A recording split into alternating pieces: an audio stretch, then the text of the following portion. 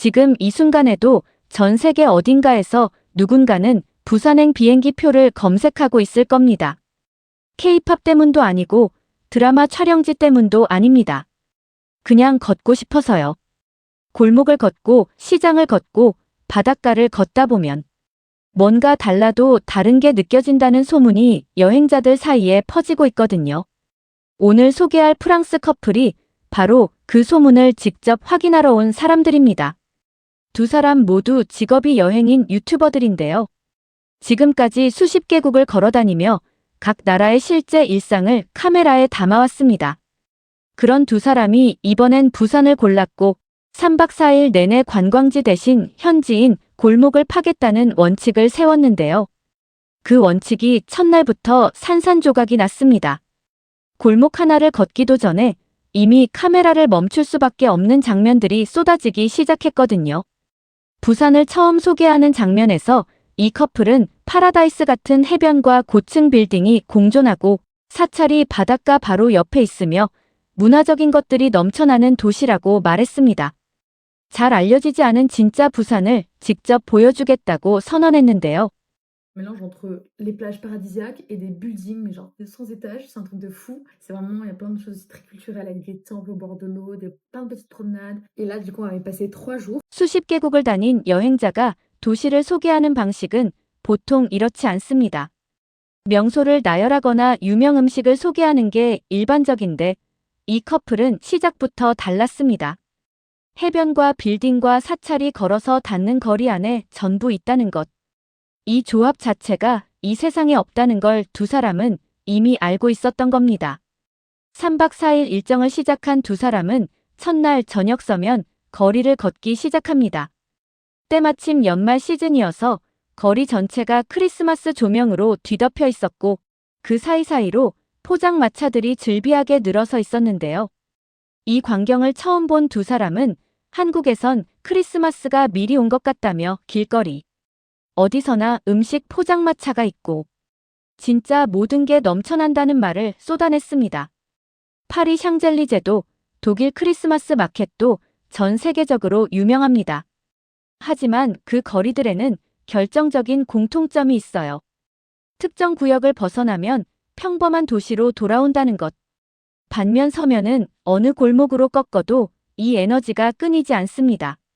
조명도, 음식 냄새도, 사람들의 발걸음도. 두 사람이 도시 전체가 살아있다는 표현을 쓴 건 그 차이를 정확히 짚어낸 겁니다. 그 거리를 걸으면서 배가 고파진 두 사람의 선택은 닭갈비였습니다. 남자친구는 닭갈비라는 이름 자체를 처음 들어봤다고 했는데요. 팬이 테이블에 올라오고 치즈가 녹기 시작하자 그때부터는 말보다 손이 먼저 움직였습니다. 닭갈비 완전 좋다며 치즈랑 닭고기의 매콤한 소스인데 장갑도 주고 김치도 무한 리필이라며 너무 행복하다는 말을 멈추지 못했는데요. 닭갈비가 프랑스인들을 무너뜨리는 포인트가 두 가지 있습니다. 첫 번째는 장갑을 끼고 손으로 뜯어먹는다는 경험 자체인데요. 프랑스에서 식사 자리에 장갑이 등장하는 일은 없습니다. 나이프와 포크가 기본이고 심지어 빵도 손으로 뜯지 않고 도구를 쓰는 문화거든요. 장갑을 끼고 팬에서 직접 뜯는 닭갈비는 그 자체가 하나의 낯선 체험이 되는 것이죠. 두 번째는 주문하지도 않은 김치와 피클이 테이블 가득 나오는 한국의 밥상 문화입니다. 프랑스 식당에서는 물 한 잔도 따로 비용이 붙는 경우가 있는데 이 나라는 기본 반찬만으로 이미 밥상 하나를 차려주거든요. 두 사람이 이 식사 한 끼에서 한국이라는 나라의 결을 처음 느꼈던 겁니다. 다음 날 아침, 이 커플이 가장 먼저 달려간 곳은 신세계 백화점 스파랜드였습니다. 여행 전부터 가장 기대했다고 여러 번 강조했던 장소인데요. 백화점 건물 안에 스파가 있다는 개념 자체가 프랑스에는 아예 없는 구조입니다. 그러니 실제로 문을 열고 들어섰을 때 두 사람이 어떤 표정을 지었을지 굳이 설명이 필요 없을 것 같습니다. 파자마 복장으로 갈아입고 넓은 내부를 천천히 걸으며 이것저것 살피는 두 사람의 눈빛이 말해줬습니다. 저 가격에 이 공간이 가능한 나라가 있다는 게 믿기지 않는다는 것을요. 스파랜드는 단순히 규모가 큰 온천이 아닙니다. 수십 가지 테마의 온천탕과 찜질 공간, 조격구역이 하나의 건물 안에 집약되어 있는 곳인데요. 프랑스 알프스의 리조트 스파나 파리 고급 호텔 스파가 이 수준에 근접하는 편인데 비용은 1인당 수백 유로에 달합니다. 그런데 한국에서는 부산 도심 백화점 건물 안에서 이것을 누구나 합리적인 가격으로 이용할 수 있다는 것. 두 사람이 스파를 즐기는 내내 이 나라 어디서나 이 수준이냐는 말을 멈추지 못했던 건 그래서였습니다. 몸을 충분히 풀고 나온 두 사람은 이번 여행에서 가장 기대했던 풍경으로 이동합니다. 바다를 직접 건너는 부산 에어크루즈 케이블카였는데요. 케이블카가 출발하고 창밖으로 광안대교와 부산 시내가 동시에 펼쳐지기 시작한 그 순간 두 사람은 그대로 조용해졌습니다. 야경이 진짜 스타일리시하다며 빌딩들 사이로 다리도 보이고 이런 풍경은 진짜 처음 봤다는 말이 케이블카가 도착할 때까지 이어졌습니다. 세계 어느 도시의 야경이든 아름다움이 있습니다. 하지만 바다 위를 직접 건너는 케이블카에서 항구와 대교와 빌딩, 숲이 동시에 한 프레임 안으로 들어오는 풍경은 다릅니다.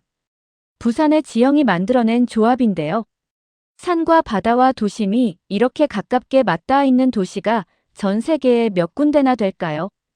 두 사람이 이런 뷰는 진짜 처음이라는 말을 케이블카가 도착할 때까지 반복한 건 수십 개국의 야경을 발로 걸으며 봐온 두 사람의 솔직한 평가였습니다.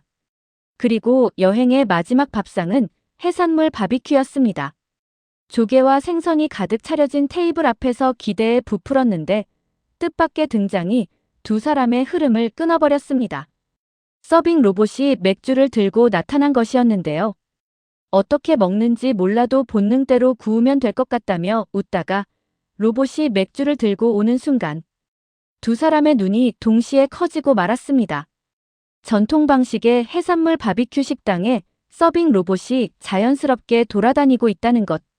프랑스에서 서빙 로봇은 미식 박람회나 기술 박람회에서나 보는 장면인데 부산의 일반 해산물 집에서 이게 일상처럼 운영되고 있었던 겁니다. 전통과 기술이 아무런 어색함 없이 한 공간에 공존하는 나라. 두 사람이 마지막 밥상에서 이 장면을 만난 건 부산이 이 두 사람에게 보내는 마지막 메시지 같기도 했습니다. 닭갈비를 뜯던 장갑의 감촉, 스파랜드에서 몸을 담근 온탕의 온기, 케이블카 창밖으로 봤던 야경, 마지막 골목에서 만난 세 개의 문화. 계획에는 없었지만 부산이 전부 채워졌습니다. 지금 이 순간에도 전 세계 어딘가에서 누군가는 부산행 비행기 표를 검색하고 있을 겁니다.